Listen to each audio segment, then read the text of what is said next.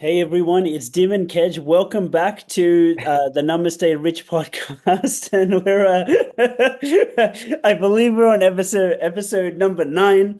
We have been receiving there's so many beautiful people in our life. God bless you all. Shout out to Chris, to Mel, to Roshan. I believe there's a whole list of really good dudes that have like messaged us directly, who've said thank you, or Sujal, who've been listening on to the podcast and like letting us know that they've got a lot of value out of it. So boys and girls, thank you so much for listening along, and I don't think we're stopping anytime soon, and I hope that we just keep delivering um, lots of joy and lovely conversations and insights. Kedge and I were actually off to quite a spicy start, and then Kedge is like, "Dib, just fucking press record, bro. Press record, bro. Let's go, bro." You know. But Yeah. before I say any more, Kedge, over to you, man. How are you? Anything you'd like to say? Yeah, no, I'm good. Honestly, I'm keen to just dive straight in and unpack what 'cause I feel like while it's fresh and I feel like the emotions are not emotions aren't high, Definitely but I'm there. like, yeah, I'm feeling what, yeah. So, and just for full context, we probably spent 2 minutes talking about it. Like, Dim sent me a text, maybe I don't know, 10 minutes or half an hour ago. Had a brief look at it, and it was just, yeah, I don't know, just someone that you know what? Why don't you got more context? Why don't you share like the experience from your side, and I'm happy to share my input. Yeah, Okay, for sure. yeah, So yeah, for everyone listening, what basically context is, by the way, everyone, I hope you are all well too. Love you all. In terms of what happened recently, there's always some bullshit happening, isn't there? There's always something, right? yeah, Anyway, everyone, context is like I get hate messages like literally every day of the week, in terms of like Instagram, like comments on my posts, especially when we boost the posts. I get all types of fucking hate messages.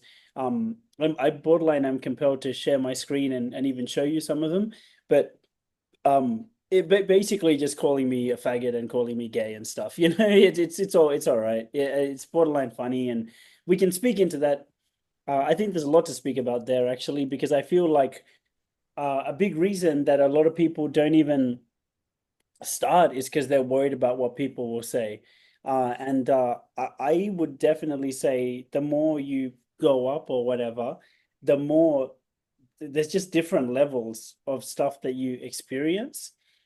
I can speak a lot into this regardless. yeah. There's a lot of, yeah. And on that, and before you get into that, there's a particularly spicy topic that we're about to get into. But before, yeah, even this week, one of my friends screenshotted something and sent it to me from one of your videos too. Funnily enough, so you wouldn't have even known this. So this is like, so he screenshotted me and is like, one of my, I don't know, I don't have Instagram, so I haven't even seen it. But he screenshotted something to me and sent it to me, and then I know it's some of the hate comments that you mentioned, right? And then I just replied to him and just said, "Bro, lions don't worry about the opinions of sheep," and that was it, full stop. That's it. And then and yeah, and I did expand after that, but it was full stop initially, a few messages, and I just like, bro, like because my friend respects me a lot as well, and it's just like.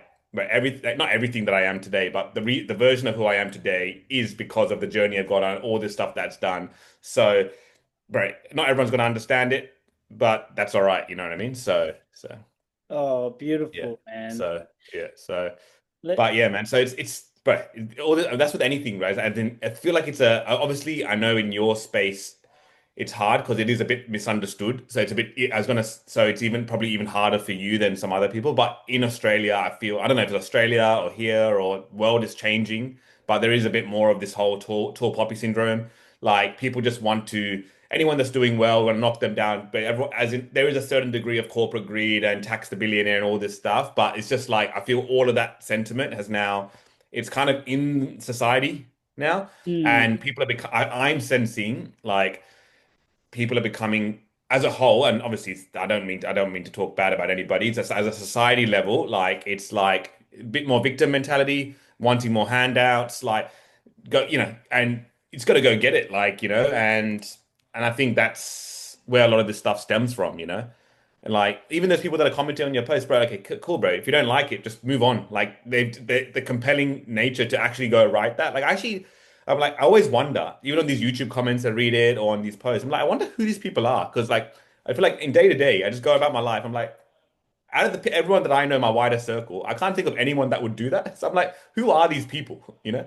But like, anyway, that's my little like rant before we get into it. But like, that's just what I see going on. You know? It's yeah, it's it's actually very fascinating for people watching. I don't know if they'll see this, but Kedge, like I feel like in the last couple of episodes, we spoke about this, how, Dim these days is more of this different side of me these days, as opposed to the version that you met of me, which was, I guess you could say, a bit more angelic Sure. version of me back then, and now I'm like this different person in some ways. And ironically, I feel like in the last couple of episodes, Kedge has been a bit more angelic. Yet, ironically, today, like it's quite nice to me to just see the fucking firepower.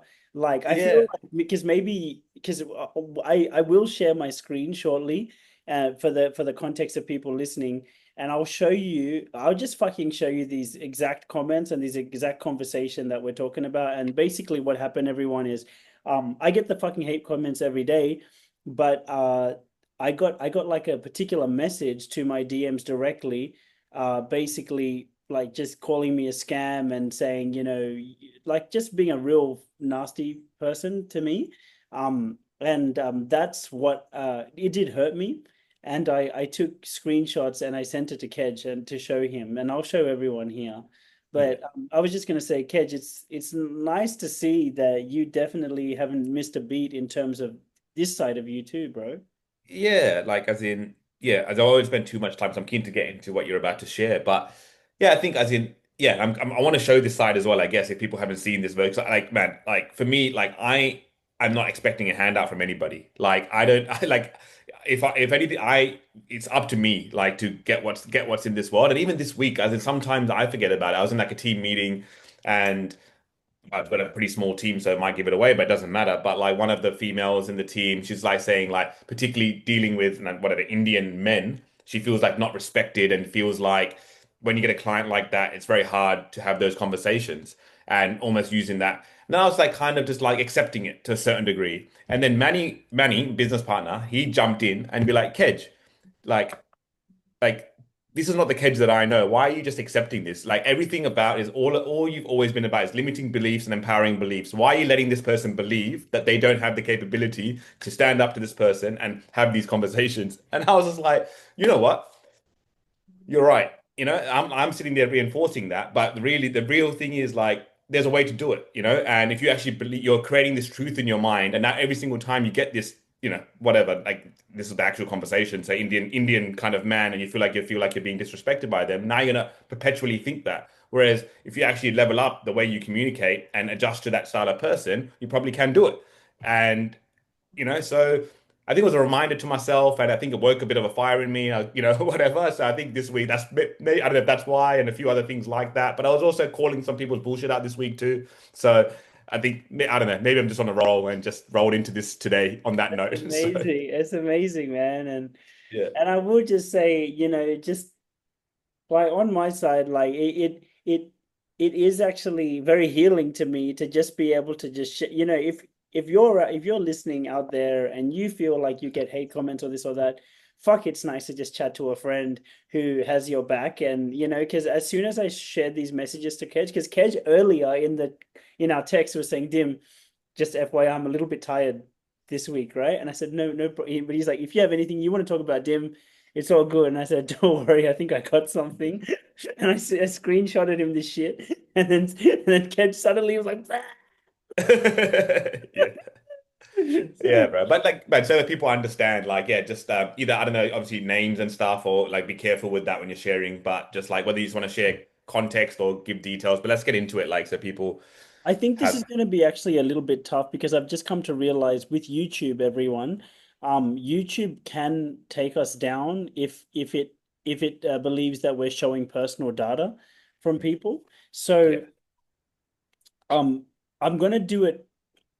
I'm gonna okay. I'm Let's gonna just let's just yeah, sorry, let's just talk to it. Like, as in, sorry, if you do what, sorry, I didn't mean to cut you off, no. but like ultimately, like, a friend of somebody that did Dim's like retreat, I don't know, however many years ago, Yeah. like reached out to Dim and just said like, "Oh, you scammed my friend. Yeah. Like he wants a he hasn't changed. He wants a refund. Like he doesn't have the courage to say it, but along those lines, and this person was pretty much being borderline aggressive, calling you a scam, saying you've taken advantage of my friend. He hasn't like he had no value out of what you've done. Like refund him. Like Yeah. is effectively That's the gist of effectively what it is. Here, everyone, yeah. for listening. I probably can't share my screen because YouTube might take this down. But here's what it says verbatim. Okay, so it's a message out of the blue. The first message I get from this person is, "You scammed my mate with this bullshit. He hasn't changed one bit. It's been 5 years, buddy. He wants a refund." And I've replied back going, "Hey, bro, it's Dim here. Who's your friend, man?" Second message, "I'll happily refund, man, comma. I'm not here to scam anyone, bro, for real." And then his next message is the name of the person in question. And then his next message was, he said it's not worth it. Next message, and nothing's changed. And then I wrote back, "Man, that's heartbreaking." Kids, just interrupt me if I'm talk if this is not No, helping. no, Yeah. go for it. But I've written back, "Man, that's heartbreaking to hear, as he's bought a few times from me actually, and I actually love him a lot. I just messaged him directly offering a refund." Next message, "He's the best guy." Next message, "I appreciate you letting me know, man," with a smiley face. Which by the way, I thought was pretty kind on my part because this guy's basically being a fucking cunt. And I'm just trying to like not go to his level and just fucking be a good dude. I'm just calling a spade a spade. I feel like I feel like I'm being respectful to this guy by calling him a fucking cunt, by not placating the fact that he's being a fucking cunt. Because it does just yeah, like I'm just being Yeah, real, man. I feel like it's more respectful to be so and then I wrote, I spoken to him often over the years, actually, homie, comma, and he's always been super loving when we speak, which is true, by the way. Like, like I try to make the effort to speak to all the boys, all the clients, all the old clients, which is there's hundreds of them, at least once a year. I just try to do the rounds, even if it's Christmas time or their birthday, just do the rounds and say, "Hey, how are you? I love you," stuff like that. And then the message back from this dude is, he doesn't have the heart to tell you, so I'm here to help him out. And then my next message is, I've just given him my number. This guy on Instagram who I don't fucking know. I just gave him my number and I said, "Bro, this is my number. Would you be open to speaking with me for 3 minutes? Just as this is an important issue for me and I don't wish to misinterpret anything. I'll give him back every last cent today if he wants it." Smiley face. And then he's replied back, "This person is not the type of person to ask for his own money. I've known the brother for over a decade. Also, why do you want to talk to me?" And then I'll wrap this up soon. But basically, I wrote to him. Um, Sorry, I just closed it. So basically, I just wrote to him. Think about it from my. He goes, "Why do you want to talk to me?" I go, "Think about it from my point of view." His name. "I don't know you whatsoever. You've reached out to me out of the blue, calling me a scam, and it appears the only way I can rectify my actions in your eyes is to refund thousands of dollars, which I'm willing to do. You're also saying that this person won't tell me anything. So how do you think I can rectify the situation? Just three text messages from you and just refund thousands of dollars into this person's account, presumably." And then this guy didn't talk to me, like message me back for ages after that. Then I messaged him again and I said, "Presumably it's at least a bit diligent for me to speak to you on the phone first and hear your tone of voice and make sure I understand your point of view fully. I'm not trying to be right. I'm open to your words." And then he's replied back, "I think you should make the effort to go and speak to this guy. um I know, if you know him, he's not he's he's not want to ask for his money back. I have no respect for life coaches. I've seen enough videos online to know it's a scam." Next message, "And I don't understand why you're getting defensive and justifying things." And I could fucking keep going, No, but I think the mess. No, got the gist of it and right, did the right. Yeah. Anyway, so I don't know. Like as in, I've said this to somebody. Like even once again, don't want to. I'm going to bring it back to you in a second. But even in our business, whatever, we've had clients that have derailed our process, have done things, and then we sit there because we always want to make things perfect and better. Then I yeah, just sit here like we're not going to change our process because of one. person. You know what I mean? Like 99% of people, or 99 or 90 or whatever it is, are tremendously happy, right? So like, and we know in our hearts that we're trying to do the right thing. We are doing the right thing every single time. We're going above and beyond more than any other person ever would, and we just know that. And that sentiment goes to you, right? I've not only have I attended, I don't know, 4 or 5 different retreats now, I've facilitated in at least 3 now, if not, I don't know the exact numbers, whatever that may be. And I know you as a human too, right? So I know who you are, like, and so just because one person is upset or didn't get the value out of it, I don't know. I wouldn't even lose sleep over it, you know? Like I would reflect on it. I would reach out to that person, whatever, as you did, have a chat, like, and understand, and maybe even try and think. But the reality is, like, there's some extreme ownership that the individual needs to take. You're not like these people call coaches a scam, whatever. Like you can go into every industry and call them a scam or whatever, but it's like in the end of the day, you're not a magic pill. They're not coming to you and you're giving them a pill and then their life is magically better. You're going there, you're understanding who they are, you're giving them the tools to empower themselves to go and create the life that they want. And a lot of people have, and the vast majority have. And then after that, like once they go into the real world, you check in, you do probably more than the average other coach would do, but then it's on them. So if they don't, and it's just, as in, it's just the truth, you know? So, man, I don't know, maybe end the podcast now, but like I want to lose sleep over it. Done. End of story. Like so what else is there to really talk about? But I'm keen to hear, like, No, keen man, to love hear, it. yeah, yeah.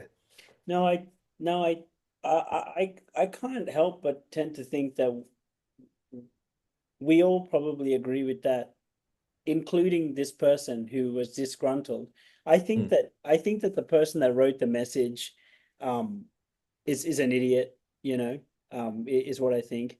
Um, you know, what's. Hopefully, this is valuable for people to hear as well.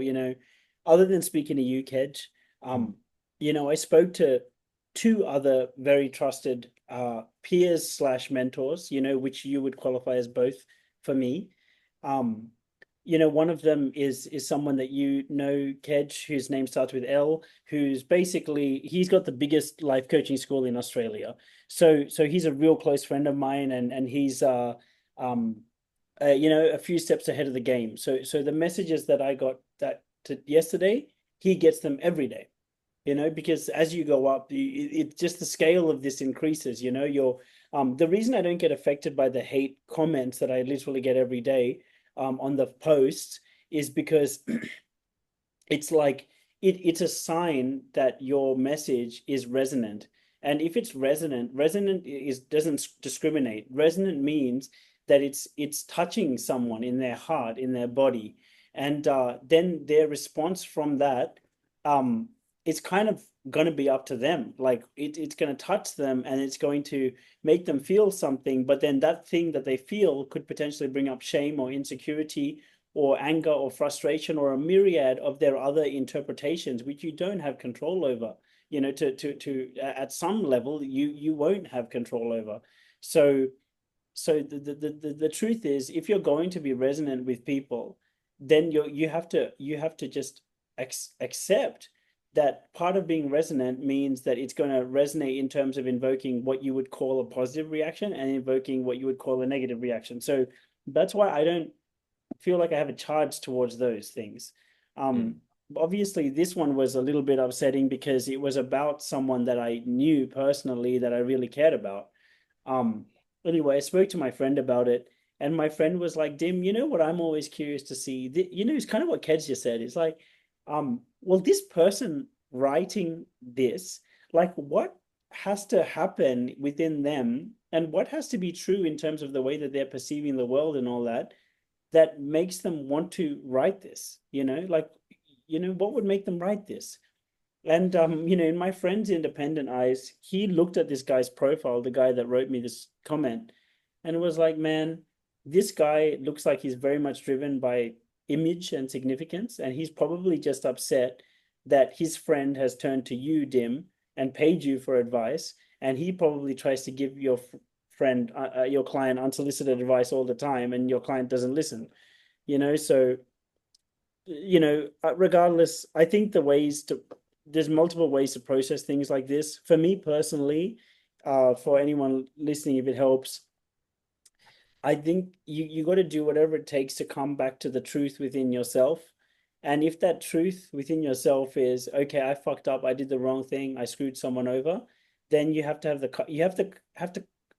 the courage to act on the truth no matter what, is I think the truth. Is I think the only thing we can do. And if the truth is, you speak to your friends and you be self-honest and you have your heart open and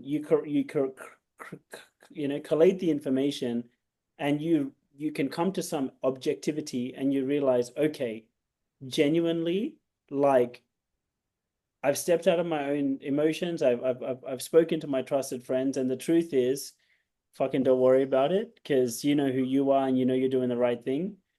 And I also, like, I did my own things, like, for everyone listening, I fucking went for a run, and I spoke to my friends, and I did a bunch of shit, so I didn't just get sucked into a negative spiral, which it is easy to into, especially because business is hard, bro. Like, bro, yesterday, or sorry, Wednesday, one of the because I have a payment plan with the ATO. I'm sure maybe you do as well, kids, and then, like, with the ATO, for anyone who doesn't know, if anything happens that fucks up that direct debit, even if your history is completely clean, if somehow that direct debit does not go through or something happens, they cancel the payment plan, and they give you the bill for the whole 30 grand or whatever it is. And they're like, if you don't pay this shit right now, we're going to give this to the debt collector, which is going to fuck up your credit score. So it's pretty like savage.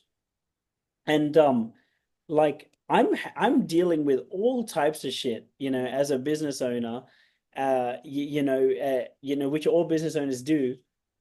And you just got to keep it positive and stay focused, and stay focused on a vision and a good outcome, and still within yourself choose to do the right things, and act the right way, and still show up with love. And then you get messages like this, man. You sometimes you do need a minute to just process these things. And even within myself, I was like, look, man, if I can just be real, like, this person that we're talking about has bought from me several times. We've spoken so many times on the phone. It's all been love. He's invited me over to his house, his new house that he builds. He lives in a fucking 5-bedroom house now. He's doing really well. Um, and I reckon what's happened is that something's happened where he's started to feel shit, or he's not in a good place. And in that not a good place, he's spilled out with his friends that, oh, wow, like he said some stuff that he probably will regret later. And something, Kedge, that you might have saw in my messages with the guy that was hating on me. I tried to really handle it with so much love. Maybe I was even too nice. But the way I see it is, man, if you really want to be a leader and lead these boys, do I really want to, like, I remember Obama giving this speech, and there was these hecklers in the crowd. And then he so gracefully said, "Listen, man, I really appreciate how passionate you are about helping this country. You're so passionate that you're in this crowd fucking yelling out and heckling me. I appreciate that, and we need people who fucking care. So thank you. But I can also tell you, man, like, if you want to make a change in this country, you can't just be lazy and just think that just yelling about it is going to fix anything. There's a process, there's a legislation for a reason. And if you want to help me fucking take this shit through legislation and get the outcome, then let's do it.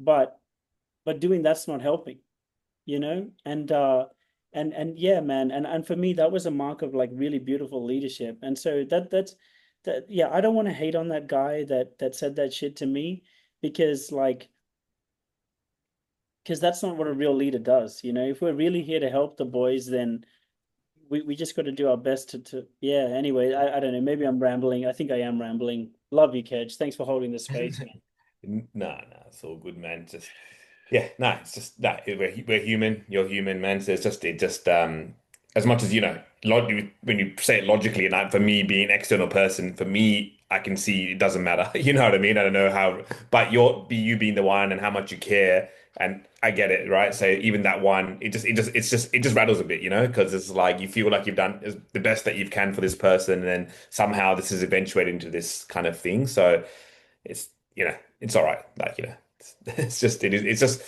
it just is what it is, you know. There's going to be people out in the world. Once they go into the real world, there's so many other people in their ears. There's so many other things, and it's that up once again up to that individual to choose what they want to say to these other people, how they want to react to a situation, how you know what I mean. So it's just And to me, it's, to go to your point about like that girl who was saying, "Oh, dealing with Indian men is really yeah, hard."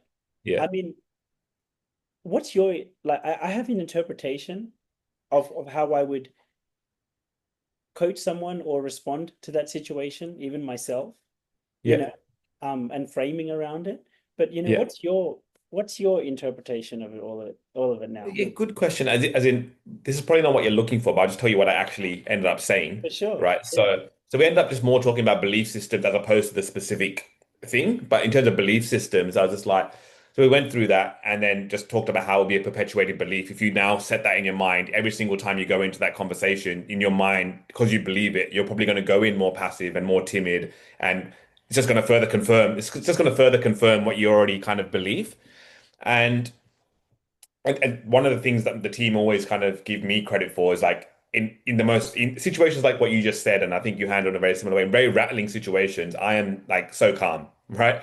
I'm calm, and I'll just talk to this person. They're like they always kind of thing, and I was just like that wasn't a skill that I always had, but it's like even when I was because then they were like sorry where I'm linking this all back together is like then they're like oh they respect you because you're a man then it's like oh it's not because you're a man it's because you're a person of authority in the business you're the owner of the business like so authority and blah blah blah but then I went and when then Manny called me out and said the stuff he said then I went back and said look you know what even when I was not in these positions and I was in positions that were more junior and lesser the reason I feel like I've had success in my career and things and moved on quite fast is I demonstrated those skills even when I wasn't in this position of authority and what it was and that's why I've been able to kind of go on this journey and get to where I am. So it wasn't really about how do you handle it. It's more talking about beliefs and like so then it's like yeah how to tackle it and step up and kind of that kind of conversation as opposed to the art of how to do it. Because I think the first step before the art is like the belief itself. So we just spend a bit more time just like talking about that and reframing it, to be honest. Right, because I love that, man, for sure. Like, because what I would say to that person is like, I would just start with the first principle of, well, who do you want to be? Do you want to be the person that doesn't succeed and doesn't deliver the mission or doesn't deliver the service to the clients or whatever because this is bad, this is an issue, this person judges me, this, blah, blah, blah, blah, blah, blah. Because there's always a new reason, isn't there, why you can't do it? There's always Mm, a new reason. There's always a new Indian guy or a new tax law or a new this or a new something, which is the reason you can't do it, And so for me, it starts with like, well, who do you want to be? Because if you want to be because I'm of the opinion that the only person that actually can make it to the level that maybe this person in question is aspiring to make it to, maybe this person wants to be the sales leader or the head of sales one day or something like that.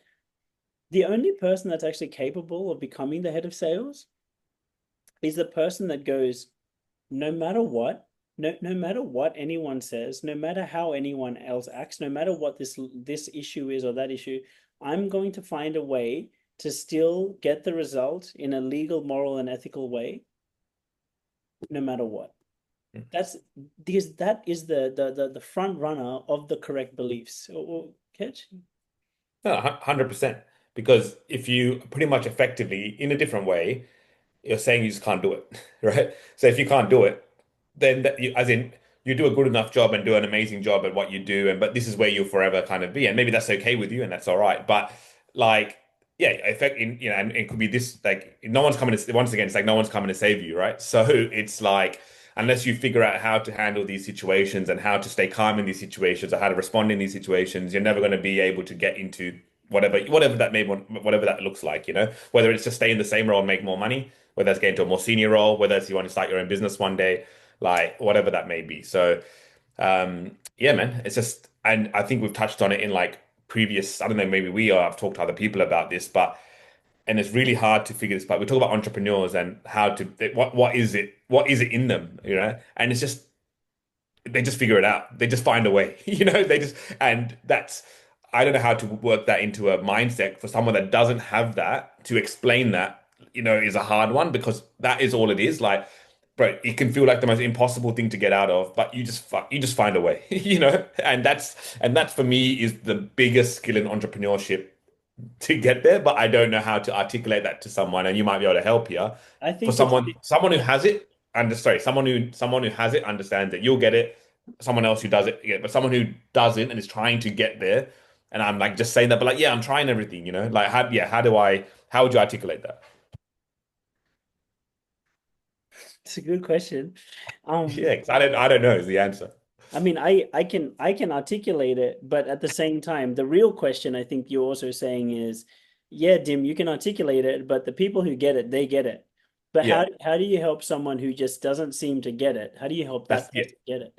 yeah, You know, for me, I find like where I started to get this concept that we're talking about, and basically, for if this is lost on anyone, what we're talking about is effectively the determination, the you can say other words like ruthlessness or unfallibility or whatever, but effectively it's this what we're referring to is the ruthlessness to find a way, the determination to find a way no matter what. Are we kind of on the same page there, Ketch?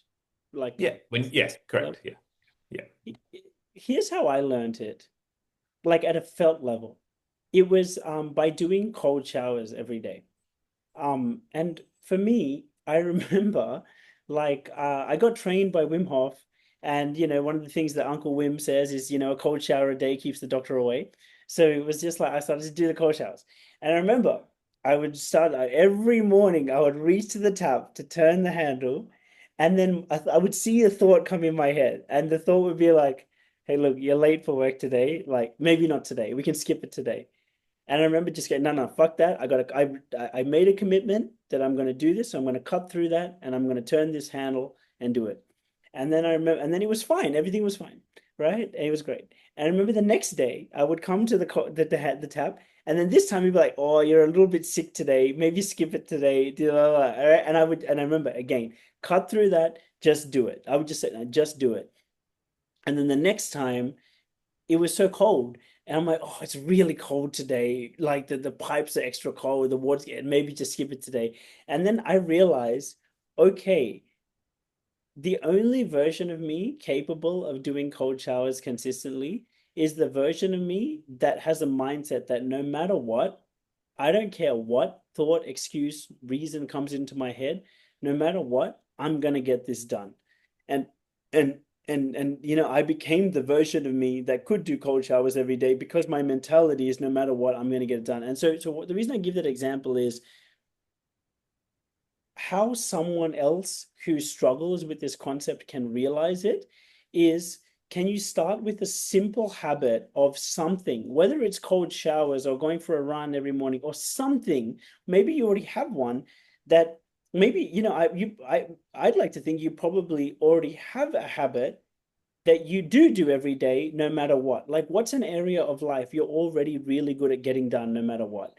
So ask yourself, okay, what is your psychology in that area? What is the way that you think about in that area that you're already good at? So how can you bring that version of you into this situation? What would that version of you say in this situation? Because mm. sometimes, like, no matter what words I can say, um, it's not as good as the words that that person can say to themselves, because that person knows there are nuances. Kedge, I don't know if you want to bounce on that, but yeah. Yeah, no, it makes sense, and man, a lot of different ways. And one of the things that kept coming back to me, and I think there's a book I know I read it. Is it Eat the Frog or something? You probably Yeah, like, Tracy. yeah, yeah. Is it? Yeah, I don't know who it's from, but yeah, but ultimately, it's just do the hard shit at the start of the day, right? So just eat. Like, if you got to eat a frog, just like first thing in the morning, just eat the frog. Is that the principle? Yeah. It was eat that frog, eat that frog. So the idea is you want to do it first thing in the morning, the hardest thing Yeah. first. Because and then where that then applied to life is like, because in once again business and whatever, you get a bunch of tough conversations and things that you got to do, and you always end up putting it to the end of the day. You're just avoiding it, right? You're just doing other shit, just doing other shit.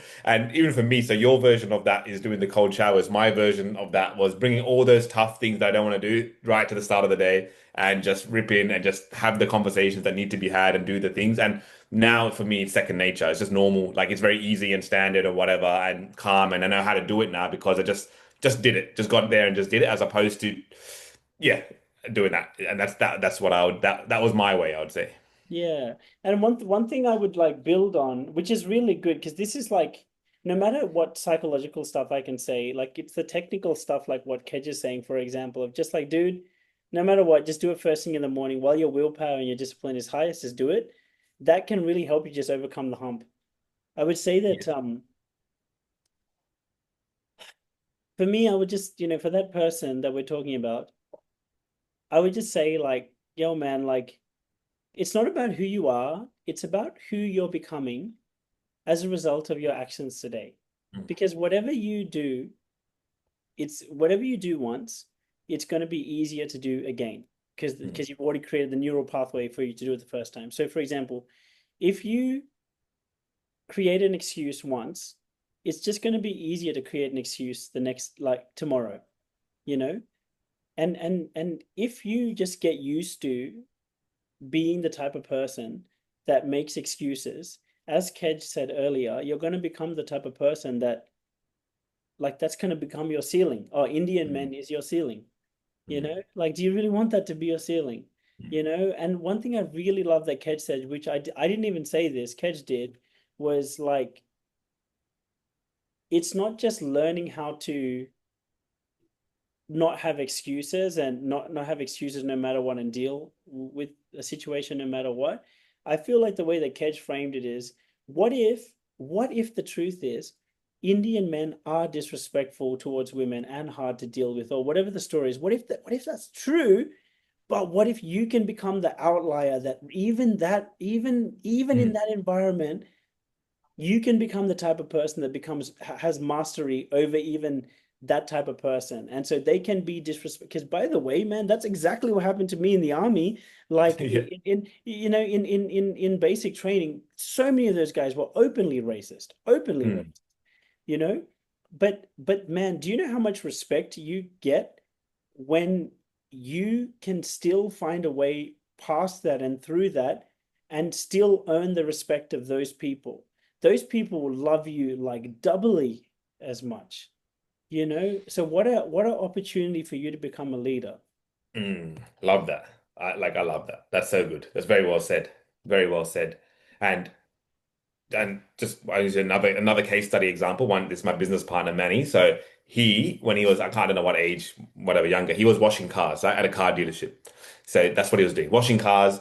He wanted to become a car salesman, at the time, right? That was his like, that was his thing. What, and then he just was just told you will never be anything more than a car washer. You don't have the Whoa. skills, like because it once again probably wasn't the most like at school wasn't the most whatever studious whatever I don't know whatever else he got up to at that age or whatever. So and that's all he could do, and and then in his community, Egyptian background, so they're very similar to us, like doctors and whatever. Like you either a doctor or an engineer or whatever, or you're Or a nothing, failure. like that. Yeah. Yeah, Yeah. or a failure kind of thing. Yeah. So then you've got all that thing, and then now he's made a steep rise from being that and every negative thing that was at him, people, family judging him, being told that he can't do it, and now he's what I would say is running one of the most successful buyers agencies in the country, the founder of it effectively, and doing this. And the respect that he's now got from all these doctors, he's making more money than these doctors and engineers and all these other people, right? And the respect because people telling you that you can't do it, you can't be done based on who he is, and he could have let those limiting beliefs, you know, and believe it, and just over and look at that now, So Wow. and yeah, I think that's what it's about, So and I would love to once again, as in you can definitely expand on that, but what I want to kind of tie it back to is something I touched on earlier and keen to hear your thoughts on yeah, a lot of people in this position and in society like wanting the handouts now, like that combination of tall poppy syndrome and not having that I need to go get this kind of mentality. Do you feel that, and you speaking to a lot of boys and people that are struck, like, do you see that as part of the culture, as something that's changing, or on a society basis is there, or is that just like what's just being portrayed in the media now that I'm kind of like picking up on? Ironically, I don't think I've seen it that much, but maybe my gauge is off. Yeah, Regardless, one helpful term I've come across is the silent majority. So sometimes like the media can really perpetuate that, oh, like this small minority of people, that's what the actual whole culture is like now, sure. and I think that if we're not careful, then people can start to think, like, especially if people are susceptible to that. Like with you, Mm, Ked, you're not, right? But some people mm, are susceptible to that type of rhetoric. So mm, even if it starts really small, if it's perpetuated by the media, then people can, because they're not conscious enough, they'll just fall into that way of being. mm, So regardless of whether I see it or not, like, I think what's important is to have voices like ours and others and other podcasts and whatever, which are standing up to for the silent majority, for them to know, no, bro, you're not alone, mm. in your way of thinking, and you don't have to start thinking like a victim, you know? Yeah, man. Yeah, and I don't know if it's skewed or biased because I guess I see it specifically in property, and so I don't know if it's and I feel like it is there beyond that, but like people think it's too hard to buy a house, too hard to own, too hard to live there, and I just feel like yeah, and there's a lot more government handouts and people are more the more youth allowance and all those other things than ever before, right? Or so I don't know. Actually, yeah, and I guess to your point, it doesn't matter if it's true or not, as you said. But like, I think even in this generation, in the past generation, like our parents' generation and going back, they didn't go live in the best places they can go live in. They went and did the hard yards and bought where they could survive and did it, and then worked their way up and did and built the best life they could given their circumstance. But I think in today, I'm seeing people, they were born here, or born in a certain place, so like I can't afford to buy here, and then okay, and then there's it's a blame kind of, you know what I mean? You Like, know what, Kedge? I do have a, I think, useful opinion on this. yeah, tell me. Were you going to say something else? No, no, that's kind of the point I'm trying to make. So I'm keen to hear you. Bro, I think that this is the reason, Rich Dad Poor Dad, Robert Kiyosaki, he talks about Yeah. it. This is the very reason why you have the haves and the have-nots, Mm, and the wealth gap and the separation. Bro, I kid you not. I remember when I was buying my first properties, which I guess is 12 years ago now. mm, I remember everyone was telling me it's too expensive. Like mm, I don't see a difference in the story between then and now. Like mm, everyone is telling me, was saying it's a bad idea, it's too expensive. What about all these issues? What about XYZ, blah blah blah blah. I remember everyone was so confidently telling me how expensive everything was, mm. and so I hear that same shit today. Like, so that's why, like, in my mind, I mean, didn't you hear it 10 years ago? I don't know. And I don't know why, but I don't know. Maybe it's what I'm seeing or hearing. It just feel. The short answer is yes, it definitely did. But I feel like I'm just here. I don't know if I'm surrounded on what I'm seeing, but I wouldn't say I'm surrounded because that's not my thing. But I'm just feeling the victimness more out there. Interesting. But yeah, and I can't fully put a finger on why that is. But well, yeah, yeah, come back to it, I guess. I'm Yeah, sure there is truth in it, yeah, man, but yeah. I do feel I'm quite confident the people listening to this, they're already like, yeah, Yeah, no yeah, one of that consciousness is gonna listen to this. yeah. That's true. That's true. Yeah.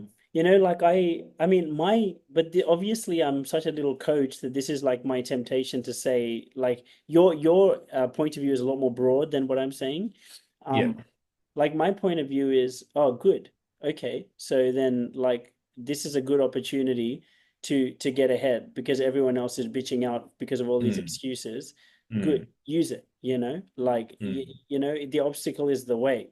Like, mm, yeah, that's my mentality. It's like, okay, cool, Indian men are disrespectful, nice. That means it's going to keep everyone who's less than worthy, it's going to fuck them right off, and only the mm, best people are going to make it through, you know mm, because my business, man, like, bro, everyone knows men don't want to talk about their problems. Everyone knows that men don't want to go to therapy. And I have a mm, fucking men's coaching business. I feel like I operate in one of the hardest niches in the whole fucking world. I really do. mm, And like, mm. and so I have a million excuses to not keep going. But a lot of the times I just think like, good, this is why no one else is going to make it. You know, Mm, only the crazy are going to survive in this. mm. Only the ones who, yeah, that's my thing. Yeah, nah, it's a really good way to put it. Like, as in, obviously, I know it in but it's a really good way to put it. Really good way to put it. I feel like there's just always going to be a reason why you can't, you know, Mm. and to people, I just, I feel like my struggle with people who have that victim consciousness, it's like if you don't want to be saved, I don't know how I can help. So, it'd be a really good question to finish on then. Like, on that point, so I imagine a lot of the guys that come to you at the start probably have a lot of that in them. Would that be fair to say? Like, as in, will have a is that fair Uh, to I say? feel, I feel like I tend to attract only 20% of people who have that. 80%, Okay, 80% are like, man, I need the help. gotcha. And I believe I can fix it, but I need the guidance. Got it. But I Got it. still definitely get people who have victim mentality. I guarantee you I do. Okay. Okay. Cool. No, it's good to know that. As in, for some reason, in my head, I was like, as people that are, yeah. Anyway, so let's talk to that 20%. So,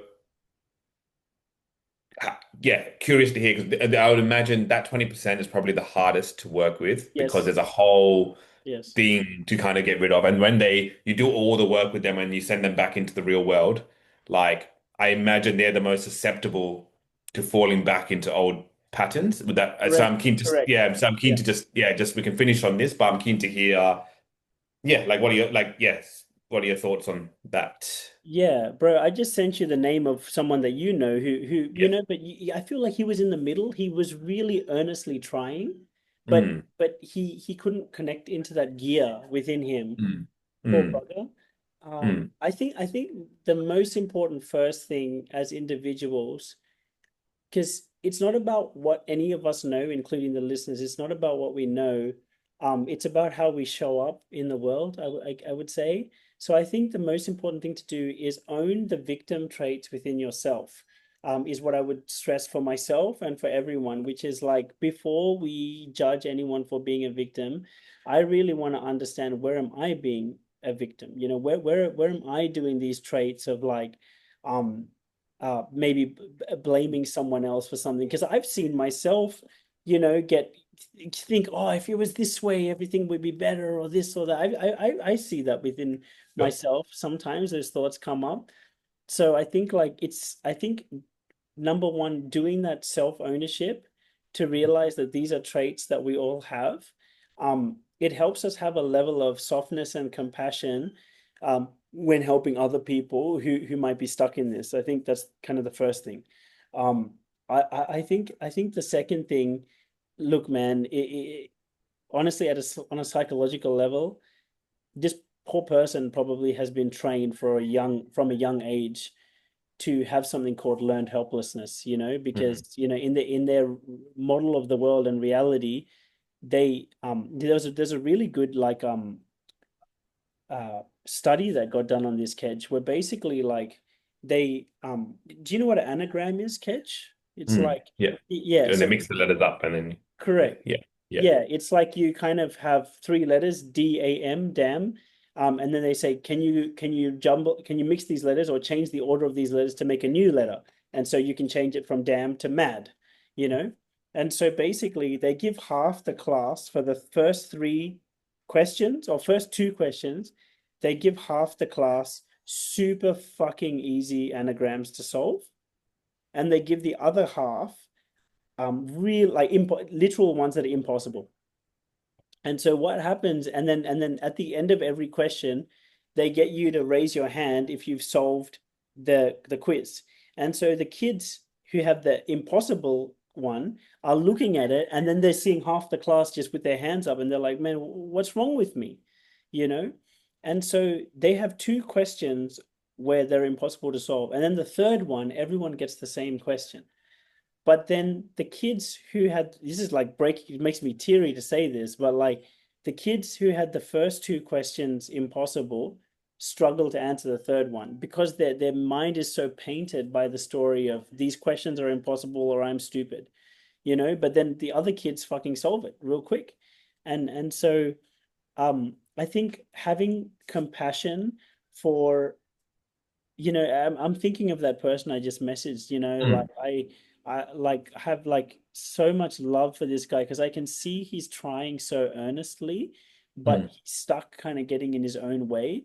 And especially for kids like that, man, they really need to feel a lot of love, and mm. empathy and understanding first, because man, like, I mean, I can't speak for you, but presumably you had something similar to this. I did, where we did fucking grow up disadvantaged in a lot of ways. Like I went to eight different. Yeah, I was about to ask. That was one of the things I was going through my head when you're saying that. Because then does that mean doing hard shit? Does, because it's like, I mean, does doing hard shit not make you better? Like, as in doing hard shit actually is, you know what I mean? Like, as in, there's obviously levels and spectrums of hard, and obviously these things were impossible by the sounds of it. So, yeah, like yeah, that's what I was thinking. Because sometimes people that have had it too easy, then it's like and I don't know if I'm drawing too big of a conclusion from these little things, but like like I'm keen, just like I don't, maybe we're going off on a tangent that's not necessary to go down right now because more, but I don't know, just like because I think mainly we're talking about like the whole victim thing, and it can happen in various ways. And the example that you said happened there. So before I kind of go off on my tangent, just bringing it back, using that person as an example, can they be not that can they be helped? Everyone can be helped, but it sounds like it was very hard, come up multiple times trying earnestly, as you would say, like and they just need love from like, because I guess they can't really control that because they can get love from you when they're with you. Then they go back into the world and they don't have it. Then, So they can control it, but they can, because no one else can control what they believe. No one yeah, else can control their thoughts, decisions, and actions but them. They yeah, can control it. But it's just I would say the first step is not meeting them with anger, but with understanding. mm, Second step is helping them understand their own self and yeah, understand why maybe they've got misinterpreted and I guess wired this way. mm, Also, at a very powerful level, when you actually do the inner work, you can see the root cause events which made you maybe misinterpret something. And then at a root cause level, you can start to see, oh, wow, like I don't actually have to think that way all the time. I can start to think this way instead. So you can help them at the root cause level learn to realize, oh, that way of thinking is not always true. Then, man, the fourth step with people in the victim frame is they really need, like once you've created that right foundation, then it's about the right training in the right way, the right reinforcement, and they have to bring the commitment to the table to do that. You can mm. hold their hand all you like, but they have to do it. Like you got to they usually need extra support and extra reinforcement and extra reminders. Yeah, yeah. And if I was to ask you if I was to put you on the spot with one last question before we go, so someone listening here and they feel like they have a little bit of that in them, right? Practical advice, walking, they listen to this, they go away, they're not ready to do any inner work yet or anything like that, even though that may be one of the answers. Like, what practical advice could they do tomorrow to start changing their life? What I would do, thanks, Kedge, for the question. So what I would do is step number one, really ask yourself, number one, who do you want to be? Who do you want to be? Number one, and write it down on a piece of paper. Number two, ask yourself, with my actions currently and the way that I'm showing up in the world, what are the consequences of that in 1 year? Like, what's my life going to look like 1 year from now, 2 years from now, 3 years, 5 years from now, in the different areas of my life? What's my work going to look like? My finances, my relationships, my physical health, my mental health. If I keep doing what I'm doing, what's my consequences going to look like? Number three, what are the sneaky hidden benefits that you are getting from indulging in this negative pattern?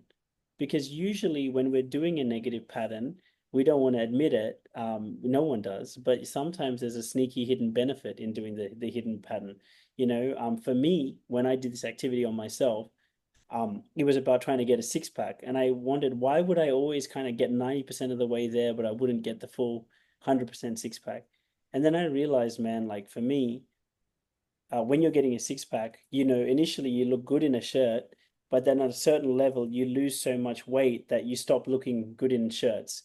But if you get to 90%, I would look good in a shirt and people would think I had a six pack, but underneath I was still a bit fat. And if I got all the way down, then I wouldn't look as good in a shirt. I looked smaller.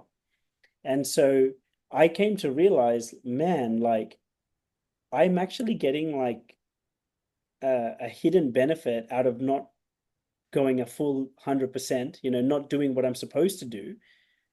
The hidden benefit is that I basically am bullshitting people that, I've got a six pack when actually underneath the shirt, I don't. So the hidden benefit is like I'm getting the validation without actually doing the hard work. And then that really led me to going, fuck, okay, this is really where this negative pattern is coming from. And, in the victim mentality, you know, the hidden benefits are typically they still get a sense of significance. My problems are so big that no one can solve them. So therefore, I'm significant. Or like, yeah, I'm just different. I'm different. I'm this poor victim that's been so hard done by with the world. So therefore, please, that's why I deserve love.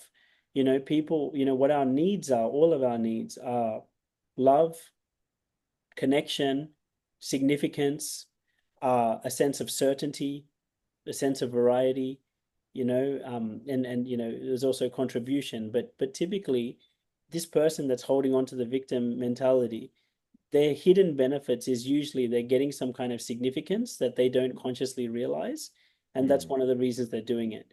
And they're probably getting some kind of love and connection, and then you can ask yourself, okay, well, I can see the negative consequences of continuing to do this shit. So how can I get love and recognition and significance and all the things that I want? How can I just get that in a more healthy way, without doing a pattern that is disruptive to me, and then you can choose a more healthy form of action. And then it's just about those daily reminders to just using all these shitty situations as an opportunity to retrain yourself.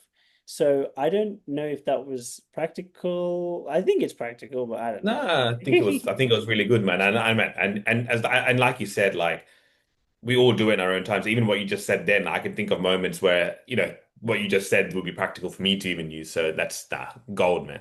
Gold. Love you, man. I didn't even ask how you were, man. I actually wanted to hear it.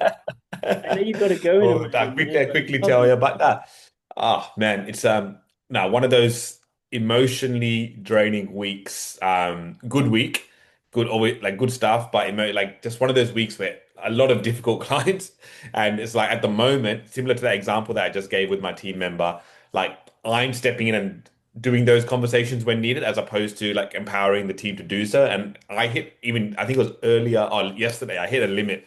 And I was like to Manny, bro, I just cannot do one more of these conversations this week. I'm just like I'm cooked. Like I can't. Um so then Manny stepped in and he kind of did some stuff for me and stuff. But it's just one of those weeks where like as in, yeah, I touched on it. Like I'm pretty good at staying calm in these situations and handling it, but everyone's got their limit, and I think I hit mine this week. But as you kind of touched on, the nature of being a business owner, there's challenges involved. You're the one, ultimately, the buck stops with you. You're putting out the fires, and these are things that people don't see, one of those ones. But once again, we choose this life, so I'm not complaining. It's just the necessary things that need to be done sometimes. So that's there's a lot more going on, but just thought it was just worth sharing, sharing that. Oh man, I'm right there with you, my bro. I understand. Yeah. All right, Yeah, and well, that's and yeah, but I just always remind myself, I chose this life. I've chosen this. Everything has its drawbacks and benefits, and these are the drawbacks that I'm willing to accept for the life that I'm willing to live. So this is like I've chose to run this business. I've chose to be in this relationship. I've chose to have a child. I've chose to do this, and there's so many blessings that come with it. And I'll be naive to think there's no drawbacks, to any of these kinds of things. And I'm willing to, yeah, tackle it and do what's necessary. So Yeah, well said, man. And yeah, don't forget to have a nice weekend too, man. Because sometimes we can know all this shit, but what we just need is to get out of the bubble and, yeah, just get bro. some fresh air. Yeah, but just like you have a really good brother who's come down to see me in Wollongong, so I'm gonna go just like go chill out and just Hey, enjoy a nice burger, at a place called Uncle George's, which is my belief is like one of the best burgers around. So gotta go enjoy that and just yeah, have some nice downtime now. love you, man. I think that was a lovely way to end this episode. For everyone listening, yeah, a big thank you for listening along. Really hope you enjoyed it and got value. If you did, please do share it with a friend. Um, because yeah, it's just nicer having, like, as you can see, even with me, in this moment, I went through a hard time, and fuck me, like having friends that understand, Yeah. like it's a lifesaver. So I hope you got value and share it with a friend. Any final notes from you, Ketch? No, that's all. And I think, yeah, what you just touched on, community. So, like, yeah, like what you're, as in, I think we talk about richness in all different parts of life. And I think one of the biggest themes that have kind of come out in what we're saying here, various challenges, pros, cons, but like, I think having a strong community around you, supporting you, and on that charge, whatever that may be, is probably just reflect on that and who they are and who you want to surround yourself by is probably the note that I would like to leave it on today, because I think that's probably a good way to round it out. Beautifully said, man. All right, everyone. Thank you, and we will see you next week.